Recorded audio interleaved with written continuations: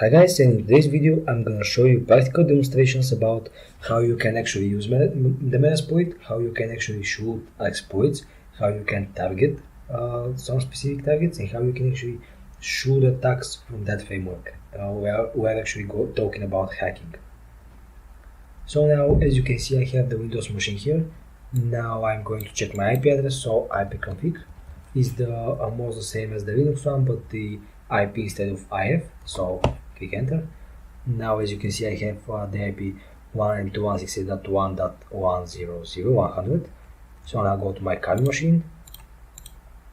The first thing here is to make sure we have a connection with that machine, so we can actually ping 192.168.1.100.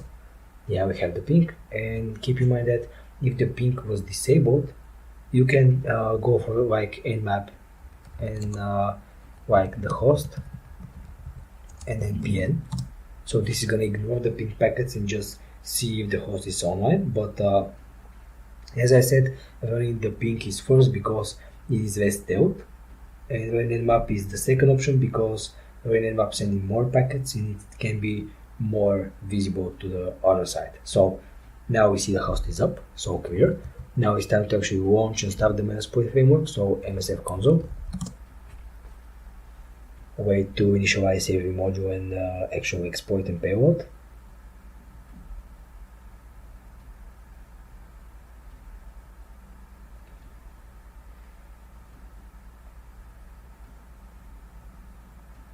Yeah, so it's done. Now let's search for Eternalblue, since we discovered that it is vulnerable to that. Okay, so now here use exploit Windows SMB.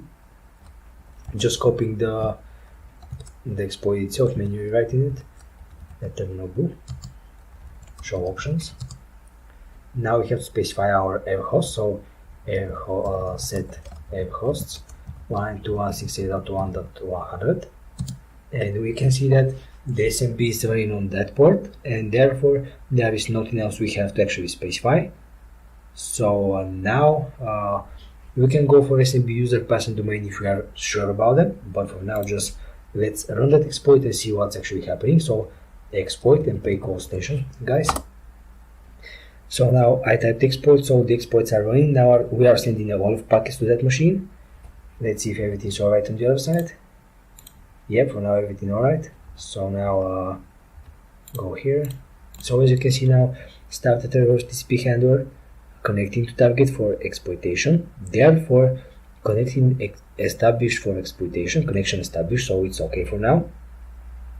Target always selected valid for us, indicated by SMB reply. Okay, so now here it's going to send raw packets, dump packets, and it's starting to do all kind of things.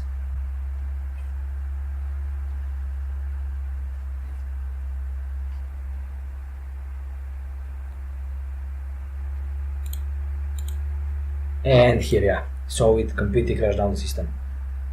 So the exploit completely crashed down the system, and yeah, like this is the thing that we don't want to happen. This is the thing that we are not going to let happen. But now the exploit seems like he overflowed the buffer, he overflowed the memory somehow, he leaked the memory, and so he crashed the system, the whole system crashed. This is so called as the boot system of death in Windows, and by sending that packets we provoke that to happen. So let's go to Kali machine, and we see that failed because our target is not available, it's crashed. We can analyze every packet, everything that happened here. So for example, sending those bytes, the exploit understood that it is a Windows 7 Ultimate. By sending those bytes, it knows the services and the service pack, so we targeted the architecture, trying the exploit with 12 room allocators. So it's trying different memory managements over the exploits over the target. So it's directly interacting with the memory of the target by that exploit. From that exploit, it's sending buffers, SMB buffers, closing SMB connections, sending SMB final buffers, and Eternalblue override completely successful, and this is where it crashed. So when the Eternalblue overrides the connection, overrides the memory, There is why our machine is crashing. As you can see, it's down, now it's restarting, and now it should be okay, but this is not what we're going to let happen.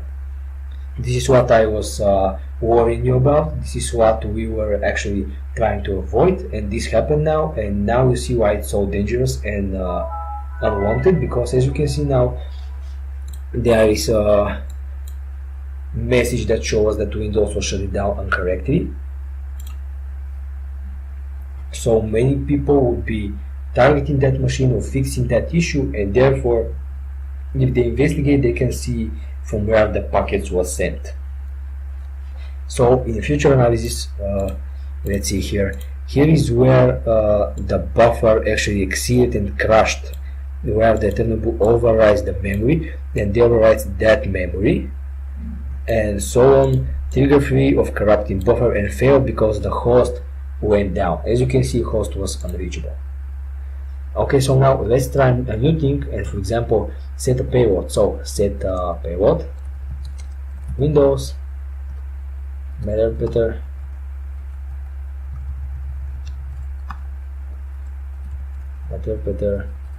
reverse TCP, show options, I have config. Okay, so it's automatically set up. So now we have to run exploit again and see what will happen.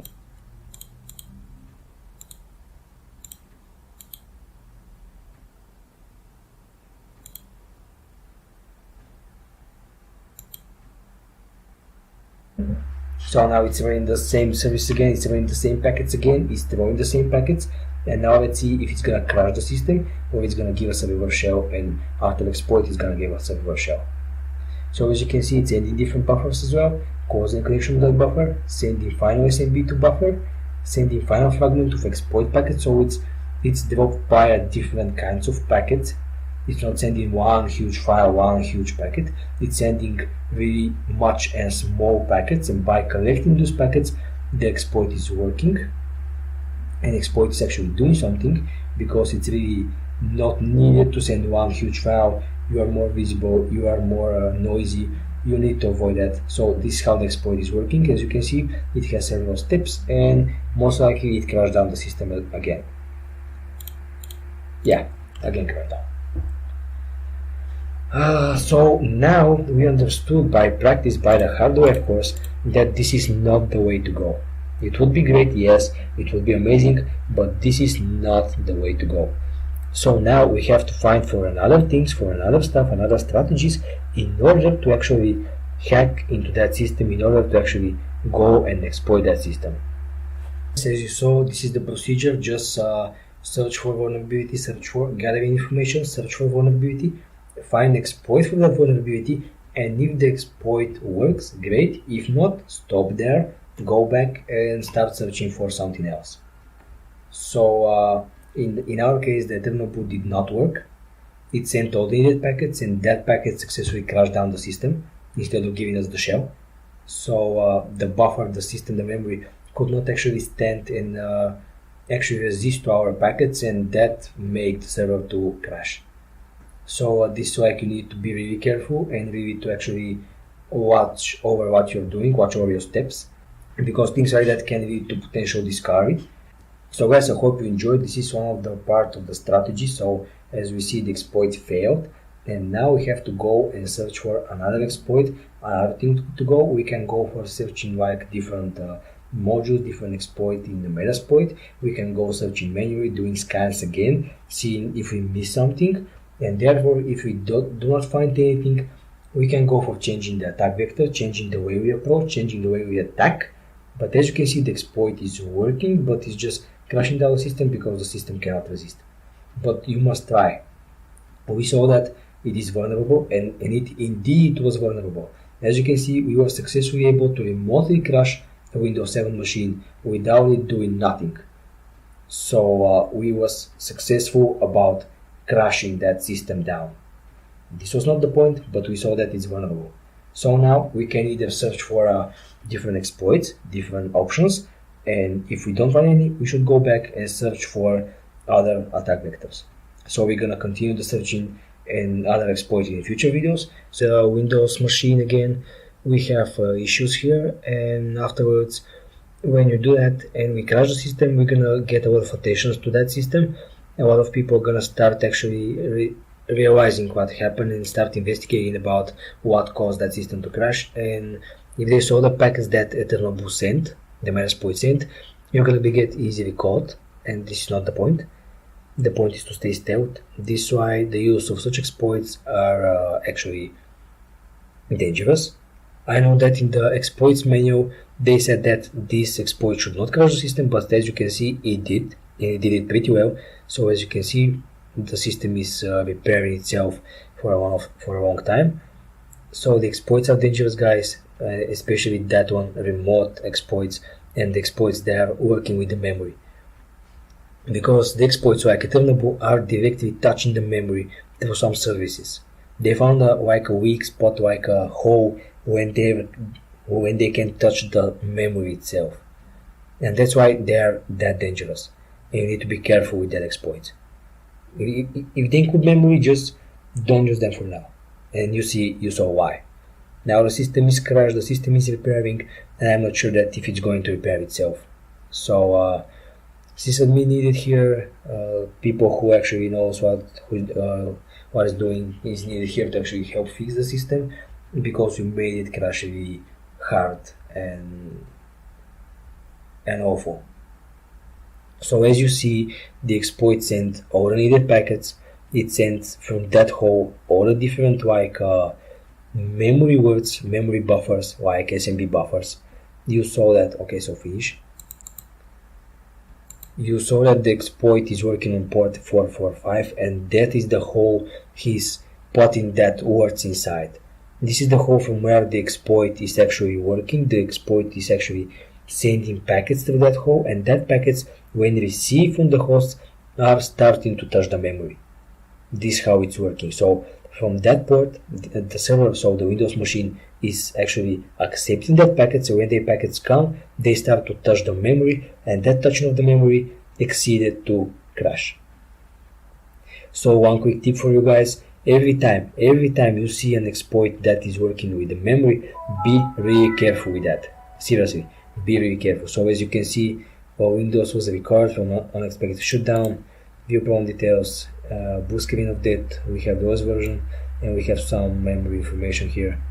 Yeah, okay, so we have log files, and therefore if someone starts to investigate, there is a high chance of you getting caught. So as I said, these exploits are actually dangerous. You see that we've managed to crash the whole system like in 5 seconds, and we did it without even the server machine needed to do something. So keep that in mind. This is not the point, but as you can see, the exploit is powerful and it's working really heavy. And in the future, we're gonna start working and searching for another type of exploits, the one that should do the work for us. So thank you guys for watching, and see you in the next videos.